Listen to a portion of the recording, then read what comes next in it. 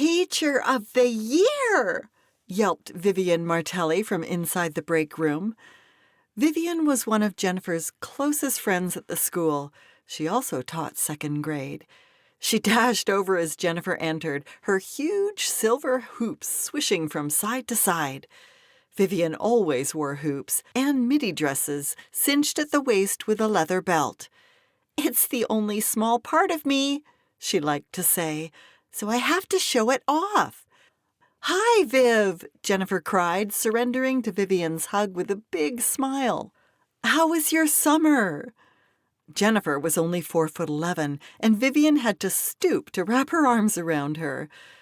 Although Jennifer didn't consider herself the hugging type, she somehow felt comfortable receiving a Vivian hug. "Long, hot," Vivian barked. She was a straight-talking woman with a big heart. "How's it going with your new second graders?" Jennifer was now searching the cabinets for her favorite mug, which bore a string of interconnected hearts around the rim. "They're adorable. I have the little Riley girl, Rebecca. Remember her sister Ellen from a few years back? They both have that blonde, curly hair and those big blue eyes." Jennifer found her mug. She gave it a quick rinse in the sink, then turned back to Vivian. "I would love it if they were as good as the kids I had last year. What about you, Viv? How's your class?" "They seem like a good bunch," Vivian said shrewdly. "No troublemakers so far, not like last year.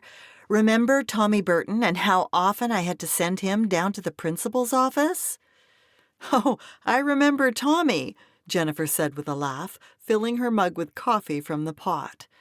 She took her first sip, then held her mug out to Vivian, who extended hers forward so that the mugs clinked. "To a new year," said Vivian. "Cheers to that," Jennifer said, and the two women gazed out at the hall. The first few weeks of school passed in a joyful blur. One Friday, Jennifer was walking down the hall during her break when she heard a male voice singing over the sound of a piano. She thought she recognized the opening song to the musical Oklahoma, but she wasn't sure.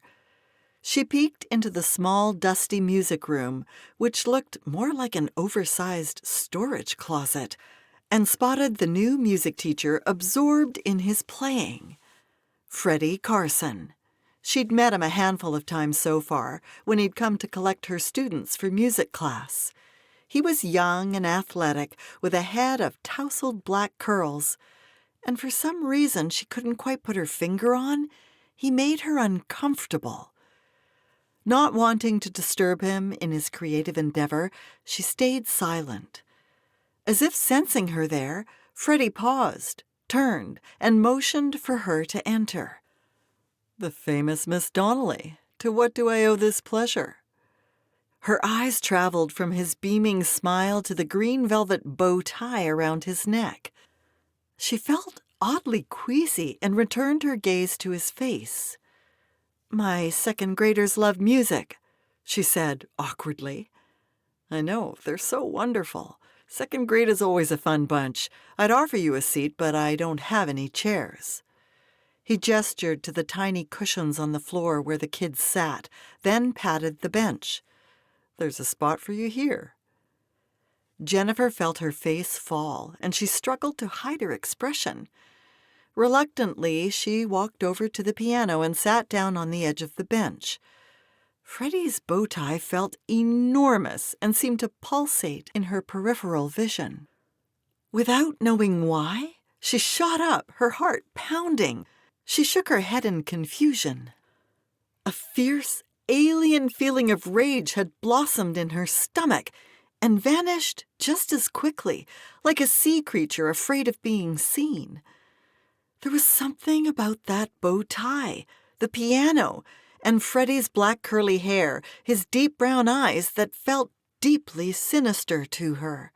And yet, to the best of her knowledge, he was friendly and pleasant, and the kids adored him. "It's Jennifer, right?" Freddie said, looking concerned. "Is there anything—" Jennifer's mind went blank.